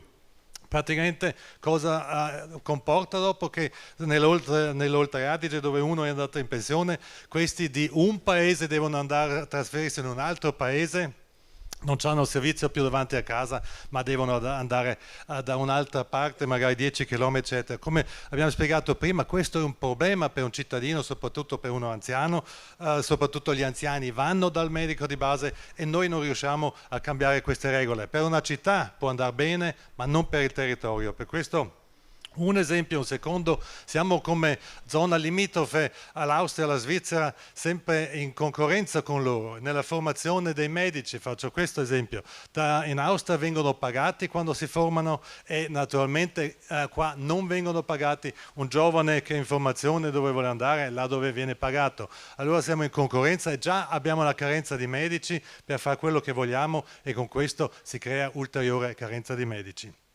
Queste sono cose che nel futuro dovremmo tentare di cambiare a livello nazionale. Grazie, Assessore Wiedmann. Danke, Landesrat Wiedmann. 9 Ressorts. Den Landeshauptmann sparen wir mal aus, weil er schon seinen Redeanteil hatte. Wir haben gesehen, Konflikte und ja, wir sparen uns die Zeit. Okay, ich sage nichts mehr. Worum geht es jetzt? Jetzt haben wir gehört, es gibt so viele Herausforderungen. Wie bekommt man die jetzt auf einen Nenner koordiniert zusammen? Der Auftrag ist gegangen schon zu Beginn der Regierungszeit dieser Amtsperiode über das Koalitionsprogramm und das Regierungsprogramm. Und ein Mitarbeiter wurde beauftragt, sozusagen einmal alles zusammenzutragen und zu schauen, dass dieses Strategiepapier zustande kommt. Klaus Ecker, bitte. Es geht um das Was haben wir schon gehört ein wenig, vor allem aber jetzt um das Wie. Wie geht es weiter? Wie kommen wir auch von dieser Ankündigung, von diesem Wollen ins Tun? Was macht die Landesregierung, was macht die Verwaltung? Wie nimmt sie auch die Gesellschaft mit? Denn ohne Gesellschaft wird es nicht gehen. Dazu wird uns jetzt Klaus Ecker informieren. Danke, Herr Guido, und herzlich willkommen von meiner Seite. Ja, es wäre schön, wenn wir jetzt stehen bleiben könnten. Wir wissen, was zu tun ist, il cosa lo sappiamo. Ma più importante magari del cosa, che lo sappiamo già non dal 2015 ma già dal 1968, sappiamo quali sono gli obiettivi o le sfide della sostenibilità e li vediamo qua. Und ich muss sagen, ich bin immer bewegt oder fast würde ich mich gern irgendwo verstecken, wenn ich geballt höre, wie die Landesräte und die Landesrätinnen hier in einem Bruchteil, aber wirklich nur in einem ganz kleinen Bruchteil gezeigt haben, was in diesen 17 Zielen steckt. 17 Ziele, 169 Unterziele, 247 Indikatoren. Man könnte Enzyklopädien füllen mit den Themen, die da drin stecken. Und es erfüllt mich auch mit Stolz, eine Landesregierung zu beobachten, die hier jeden Tag versucht, in diesen Themen ihr Bestes zu geben und zu wissen, dass alles Zielkonflikte sind und dass wir noch lange nicht dort sind, wo wir hinwollen. Però il cosa, come è stato detto adesso, lo abbiamo visto. Il come magari è quasi più importante, perché alla fine ci sono tanti conflitti che ci aspettano e c'è tanta strada da fare anche intra e interdisciplinare. Per quello, prima di tutto, 2 anni fa dovevamo capire come l'amministrazione pubblica, come la politica, come funziona il dialogo, come funzionano i dibattiti tra di loro, dove sono i canali dove ci incontriamo, e per quello il primo punto da fare è di capire una certa governance, una governance dentro l'amministrazione pubblica per avere la forza quando questi conflitti avvengono per andare avanti, perché se no con ogni conflitto facciamo 2 passi indietro e quello non possiamo permetterci. Per quello questo è il primo pilastro, il primo mattone che avevamo da fare e l'abbiamo fatto. L'abbiamo definito, ci sono i responsabili nei dipartimenti, c'è una strada chiara da percorrere nell'amministrazione pubblica con i politici che ne stanno davanti. Das Zweite und ganz Entscheidende, und hier muss ich auch sagen, das war, man spricht immer davon, die Politik muss mutige Entscheidungen treffen und dann sagt man immer, ja, wo ist dieser Mut? Es gab schon vor mehr als einem Jahr eine sehr mutige Entscheidung und die Entscheidung für ein Monitoring der nachhaltigen Entwicklung. Wenn wir es nicht messen, dann können wir immer sagen, ja, es war vielleicht ein bisschen gut, weniger gut. Es gibt hinter diesen 17 Zielen, 169 Unterzielen, wie gesagt, 247 Indikatoren. Und seit Juni 2020 werden diese gemessen. Nicht alle, weil uns nicht alle direkt berühren und nicht alle wir jetzt schon messen können, weil uns teilweise Daten fehlen. Aber seit 2020 misst das AStAT unabhängig diese Entwicklung auf ihrer Webseite, für jeden einsehbar, zurzeit sind es 87 Indikatoren, die wir abdecken können und es werden, ich sage nicht täglich, aber wöchentlich und monatlich mehr. Wir sind gerade in diesem Sommer in einem Prozess mit den Mitarbeitern der Landesverwaltung und mit der Politik zu schauen, wie wir noch mehr Daten in dieses Monitoring geben können. Und Achtung, das ist keine Kleinigkeit, denn diese Indikatoren werden weltweit von allen durchgeführt. Die Indikatoren sind von UN vorgegeben, die kann man nicht verändern. Und somit wird sich in den nächsten 3, 5, 10 Jahren ein ganz klarer Vergleich abzeichnen. Und ich hoffe, im Sinne von Professor Dabeiner, ein marktwirtschaftlicher Wettbewerb, wer wird denn der Beste sein? Das dritte Thema von 5 ist die Partizipation. Die Teilhabe der Gesellschaft. Natürlich kann man nichts von oben herab verordnen. Das würde nicht funktionieren. Druck erzeugt Gegendruck. Aber es geht auch nicht alles von unten herauf. Wir müssen einen Mix finden, der es uns ermöglicht, auf Augenhöhe miteinander zu diskutieren, auch zu verstehen, dass man sein Bestes geben kann, aber es oftmals nicht das Beste ist, dass man Fehler machen darf. Und hier haben wir 2 Schlüsselelemente hervorgehoben. Einmal ist es ein Partizipationsmix. Es ist nicht die eine Methode, es sind nicht 10 Tische, an denen wir mal zusammenkommen und dann wird das funktionieren. Es wird ein Mix sein aus verschiedenen Methoden, die alle Bevölkerungsschichten, die Interessensgruppierungen, aber auch Menschen, die nicht in Interessensgruppierungen vertreten sind, zu berühren, zu bewegen und zu mitdiskutieren zu bringen. Und es wird auch, das wird schwierig, aber auch das hat sich die Landesregierung auf die Fahne geschrieben, zu überlegen, wie gehen wir konkret mit den Ergebnissen um? Was machen wir damit? Wie können wir auch sagen, wo es vielleicht nicht geht und warum es nicht geht? Diesen Dialog müssen wir lernen als Gesellschaft. Und das zweite Element in der Teilhabe ist kontinuierlich. Wir machen das nicht einmal. Es wird jedes Jahr, beginnend ab nächsten Jahr, beginnend schon mit diesem Herbst, mit einer Sonderausgabe, aber ab nächsten Jahr wird jedes Jahr eine Teilhabe stattfinden, dass die Menschen auch das Gefühl haben, ja, ich komme immer wieder zur Möglichkeit teilzuhaben. Und es wird nicht einmal groß gesprochen, sondern wir hängen sogar ein bisschen tief, sondern wir müssen dauernd, systematisch, strukturiert in den Dialog treten. Der 4. Punkt betrifft die Wissenschaft. Die Wissenschaft hat ein ähnliches Problem wie viele andere Strukturen, auch eine öffentliche Verwaltung. Es gibt Bereiche, die in sich sehr gut funktionieren, aber über die Grenze hinaus wird es schwierig. Auch in der Wissenschaft spricht man von raus aus den Silos, intradisziplinär. Und die Wissenschaft in Südtirol hat sich gesammelt, gemeinsam arbeiten wir an einem Prozess, wie wir eine Ebene oberhalb den einzelnen Projekten im Sinne der 17 Nachhaltigkeitsziele zusammenarbeiten können. Wir sind beim Abschließen dieses Findungsprozesses und auch das wird nächstes Jahr starten, dass die Wissenschaft, die Politik und die Landesverwaltung noch besser unterstützen kann, schneller zu werden. Denn am Ende ist es das. Wir brauchen nicht das x-te Papier, was uns beweist, dass das Klima sich verändert, sondern wir müssen wissen, wie wir schnellstens darauf reagieren können.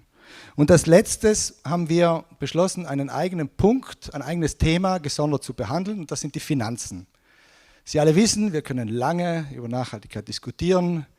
Quando si parla poi di soldi diventa complicato, ci sono le emozioni, perché dare 5 euro non è un problema, togliere 5 euro è una catastrofe. Per quello abbiamo cercato anche la cooperazione, la partnership con l'Università di Bolzano und wir bauen hier eine längerfristige Kooperation auf, gemeinsam mit der Universität, weil auch die EU mit ihren Verordnungen zu nachhaltigen Investitionen die Latte extrem hochlegt. Hier werden Dinge auf uns zurollen, wo wir reagieren müssen und das wollen wir nicht, sondern wir wollen agieren. Und deshalb wird die Universität Bozen gemeinsam mit der Landesverwaltung, angesiedelt bei der Generaldirektion, sich darauf vorbereiten und auch hier der Politik eine Grundlage liefern für sachliche Kriterien, um bei den heiklen Thema Finanzen vielleicht bessere oder klare Entscheidungen treffen zu können. Danke, Klaus. Wir sind fast am Ende der Vorstellung dieses Strategiepapiers. Ich sage 2, 3 organisatorische Dinge. Den Abschluss macht jetzt gleich der Landeshauptmann. Danach verabschieden wir uns von den Zuschauerinnen und Zuschauern auf den Kanälen des Landes YouTube und Facebook. Stehen dann aber noch für die Fragen der Journalistinnen und Journalisten hier vor Ort zur Verfügung. Herr Landeshauptmann, Klimawandel, zunehmende Unwetterkatastrophen, eindringlich mahnende Wissenschaftler. Wenn man heute Nachrichten hört, wird einem Angst und Bange um die Zukunft, auch Südtirols Zukunft. Ein Wechsel im Handeln ist nötig. Und viele fürchten, und wir haben es heute gehört, immer wieder fürchtet man, dass es wehtun wird. Aus der heutigen Vorstellung haben wir aber auch gehört, eine Zuversicht. Besteht berechtigte Hoffnung?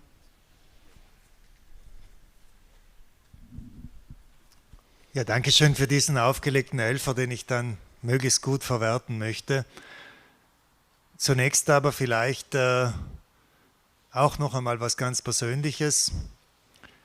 Ieri sera sono andato a Roma in treno, modo più sostenibile che ora abbiamo a disposizione.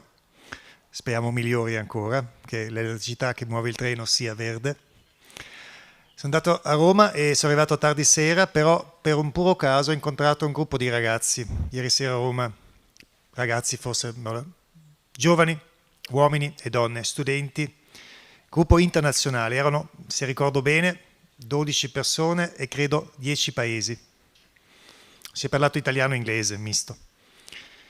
E qualcuno c'era una sudtirolese, mi ha presentato agli altri, ha detto questo è il mio presidente e cosa fa lei? Io ho detto ma domani parlerò con un po' di ministri e persone importanti a Palazzo Chigi e parleremo anche di sostenibilità, perché così è stato e poi lo racconterò anche di che cosa abbiamo parlato. E una giovane donna studente polacca mi fa una domanda, mi fa ma allora questa sostenibilità è una cosa che deve essere affrontata dalla collettività, dalla persona individuale, dalla politica o dalla società civile, che deve alla fine risolvere la cosa? E la mia risposta spontanea era tutti ovviamente. E la reazione del studente, troppo scontato, troppo banale. No? Ho detto no, è la verità, non ce la faremo. Non ce la faremo se abbiamo in mente noi politici di pensare adesso decidiamo la sostenibilità. Qualcuno aveva anche abrogato la povertà, come ci ricordiamo, anche questo non funziona in questi termini. Si può far bene in un certo senso, però non si può decidere da soli una cosa. Bisogna essere uniti e con ciò che abbiamo presentato oggi creiamo i presupposti per poter metterci in moto tutti insieme, di poter fare questo percorso tutti, come società, come Südtirol, Alto Adige, Südtirol, alle gemeinsam. Das ist, glaube ich, immer das Wichtigste. Und hier beginne ich dann mit der Antwort auch, und da steht die erste große Chance. Die erste große Chance liegt allein darin, dass wir gemeinsam ein Ziel entwickeln können, das wieder Teil unserer Identität auch werden kann. Wir haben diese Autonomie und wir sind zu Recht stolz darauf. Die hat es ermöglicht, dort wo es ethnische Konflikte gab, wo es Auseinandersetzungen gab, wo es Abwanderung gab, wo es keine Zukunftsperspektiven gab, ein friedliches Zusammenleben und eine positive wirtschaftlich-soziale Entwicklung und den Schutz der Sprachen und Kulturen herzustellen. Darauf sind wir doch alle stolz. Darauf kann Südtirol stolz sein. Das haben unsere Vorgänger geleistet.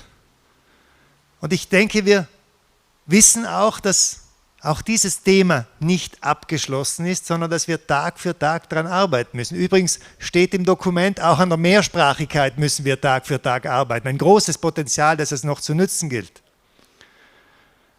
Und wir werden weiterhin unser Landesbanner, das Weiß-Rot mit dem Landesadler, damit verbinden, dass das gelungen ist. Diese Autonomie, die Sprache, Kultur schützt, die Gemeinschaft stiftet und Wohlergehen ermöglicht. Aber ich hoffe, dass das der Auftakt dazu ist, dass dieser Banner, dieses Landeswappen künftig auch für Nachhaltigkeit steht. Auch dafür steht, dass Südtirol den Weg mutig beschreitet. Wir wagen es, wir tun es wirklich. Ja, wir sind so verrückt, es zu tun, es nämlich ernst zu meinen und auch diesen Weg wirklich ernsthaft zu beschreiten mit aller Konsequenz. Und dass das auch Verzicht bedeutet, ja, das ist klar. Gewisse Dinge werden wir nicht mehr tun. Die sollten wir besser lassen. Viele Dinge werden wir künftig anders tun. Und manche sollten wir mehr tun. Wir tun nämlich schon vieles Gutes, was nachhaltig ist. Davon soll es mehr geben. Dinge müssen wir ändern und gewisse Dinge müssen wir weglassen. Insgesamt wird das die Lebensqualität erhöhen und vor allem, weil ein ganz wichtiger Aspekt der Lebensqualität das Thema Sicherheit ist. Und Sicherheit bedeutet nicht nur nicht auf der Straße angegriffen oder erschossen zu werden. Sicherheit heißt auch zu wissen, dass morgen es auch noch eine gute Welt gibt. Das ist der wichtigste Sicherheitsbegriff. Und ohne diesen Sicherheitsbegriff gibt es keine Lebensqualität. Was wir in den letzten Monaten und auch Jahren erlebt haben, diese Apokalypse vor uns, die zwar nicht, wie man früher gedacht hat, der Atomkrieg, wir erinnern uns an den Film The Day After, plötzlich wie ein Blitz aus heiterem Himmel daherkommt, aber eine schleichende Apokalypse, die vor uns steht. Das ist keine Zukunftsperspektive, nicht für uns, nicht für unsere Generation und schon gar nicht für unsere Kinder. Wir müssen eine andere Perspektive aufzeigen, nämlich, dass wir es schaffen können. Und Südtirol, ja, das kleine Südtirol kann hier enorm viel leisten. Und jetzt komme ich zum Thema, worum ich auch in Rom war. Wir haben all diese Hausaufgaben zu machen, wir müssen auch glaubwürdig sein beim Thema, wir tun es vor allem einmal für uns und es ist gleichzeitig ein Beitrag für die Welt. Aber wir wollen uns auch dazu bekennen, dass wir das tun. Wir wollen auch ein Ort sein, wo man das anerkennt. Das kann nämlich auch Teil unserer Marke werden. Neben der Tatsache, dass Teil unserer Identität wird, sondern auch Teil unserer Marke, unserer Dachmarke Südtirol. Das nachhaltige Land.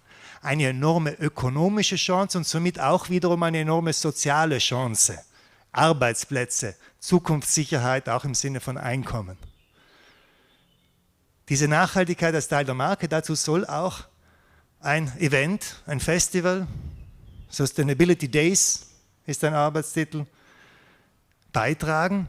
Und zu diesem Thema war ich unter anderem auch eben heute früh in Rom, im Palazzo Chigi, nämlich damit die italienische Regierung entsprechend die Schirmherrschaft unternimmt und die Übernahme der Schirmherrschaft durch die Europäische Kommission für dieses Fest übernimmt. Wir wollen ein internationalen Event schaffen, von großer internationaler Tragweite mit wichtiger internationaler Beteiligung, sei es von politisch Agierenden als auch von entsprechenden Meinungsbildern und öffentlichen Beeinflussern. Influencer sagt man heute, ja, aber das soll sich nicht irgendwie nur auf das Netz beziehen, sondern Menschen, die tatsächlich Einfluss in der Welt haben.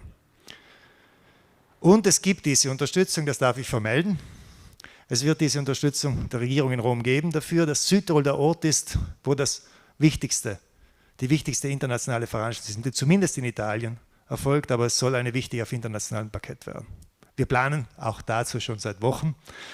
Mehr wollen und können wir nicht verraten zu diesem Zeitpunkt, weil wir gemeinsam mit der Regierung und der EU-Kommission am Arbeiten sind. Und wir haben uns noch über einen kleinen Teil Nachhaltigkeit unterhalten, nämlich über die Autobahn zum Beispiel. Und auch da geht es wieder um Nachhaltigkeit. Und gleich anschließend werde ich eine Videokonferenz mit Minister Giovannini haben. Übrigens ein Mitbegründer der italienischen Organisation ASFIS für Nachhaltigkeit, ja, und dort erklären, warum wir glauben, dass eine Führung dieser Autobahn durch uns genau dieses Ziel am besten erreichen lässt, nämlich jenes einer nachhaltigen Führung. Es wird uns also dieses Thema nicht verlassen. Klaus Ecker hat es angesprochen, meine Kollegen in der Landesregierung haben es immer wieder betont.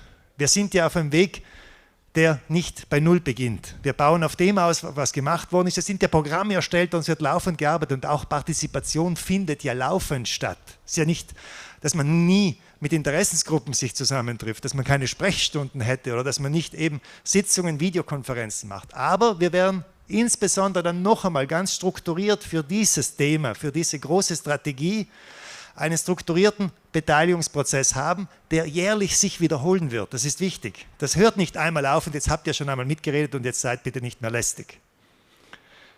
E inizieremo già in autunno con questo è l'annuncio, si parte, questo documento è la base anche di partenza per discutere con i cittadini, i gruppi di interesse, la collettività organizzata, le associazioni e le organizzazioni e anche quella non organizzata, il singolo cittadino. Tutti saranno coinvolti in modo strutturato, strutturale, ma anche in modo di non creare troppe aspettative e poi lasciare delusioni, ma di avere un coinvolgimento continuo. E questo adesso l'invito di andare a vedere cosa abbiamo nel frattempo, permettetemi il termine, combinato, cosa abbiamo creato, il sito è online, il documento in carta esiste, ci sono tanti riferimenti anche su nuove pagine, poi su altre pagine online. Questa è la prima battuta, inizia il match, per dirlo nella lingua tennistica, inizia adesso e avremo la possibilità di giocarci una bellissima partita, come Alto Adige Südtirol.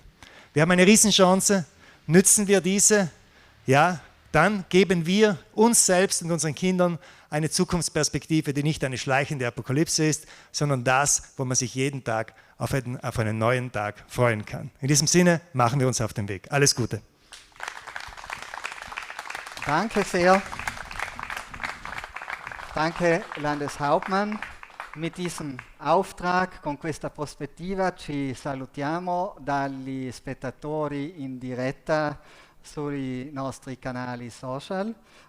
Wir beenden hier die Vorstellung in der Direktübertragung, sind für die Journalistinnen und Journalisten natürlich weiter da, auf ein nachhaltiges Wiedersehen, auf ein nachhaltiges, aber auch auf ein lebenswertes Wiedersehen bei der nächsten Beteiligung, die es ja geben wird. Auf Wiedersehen.